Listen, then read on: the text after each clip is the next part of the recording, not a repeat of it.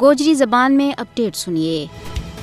جدوجہد آزادی میں مصروف عمل کشمیری عوام کے واسطے بھارتی جبر اور لگاتار قبضہ میں عید مناؤن کی کوئی بھی اہمیت نہیں ہے۔ کشمیری عوام وحشیانہ بھارتی فوجی قبضہ میں ایک اور عید اس حال میں منا رہی ہے جد انہاں کا پیارا بھارتی جیلوں کے اندر اور بندی خانہ کے اندر ظلم برداشت کر رہا ہے۔ مقبوضہ جموں کشمیر ور بھارت کا غیر قانونی قبضہ کشمیری عوام کی مشکلات اور مصیبتوں کے بچ اور زیادہ بدو کر رہی ہے۔ کشمیری عوام گزریا 77 سالوں دے بھارتی بندوقوں کا سایہ کے بچ عید منا رہی ہے۔ مقبوضہ جموں کشمیر کے بچ قتل و غارت گری، گرفتاری، تشدد اور کریک ڈاؤن کرانگ اوپر چھاپا ہر دیہڑا گو وتیرو ہے۔ تو ان حالات کے بچ کشمیری عوام عید کس طرح منا سکے؟ قابض بھارتی حکام ہر وقت اور لگاتار کشمیری مسلمانوں نشانوں بنایا جا رہی ہے۔ ات تک کہ تاریخی جامع مسجد سری نگر میں اپنا عقیدہ کے اوپر عمل کرن کے واسطے پابندی لائی ہوئی ہے۔ کشمیری مسلمانوں نے انہاں کا عبادات کا حق تے بھی محروم کر دیتا ہے۔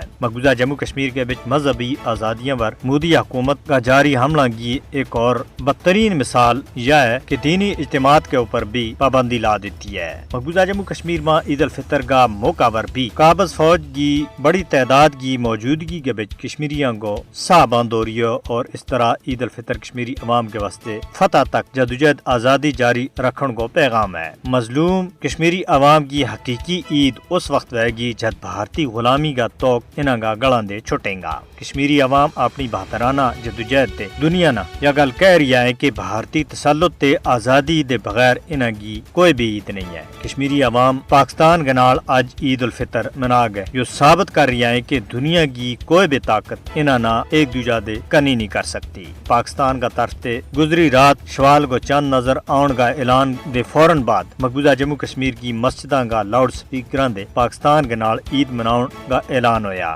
مملکت خدا داد پاکستان کے نال عید مناؤن کو یہ اعلان اس چیز کو واضح ثبوت ہے کہ پاکستان اور کشمیریاں کا دل ایک دوجہ کے نال جڑیا ہوا ہے۔ کشمیری اور پاکستانی گہرا ثقافتی اور مذہبی رشتہ کے بچ بندھیا ہوا ہے۔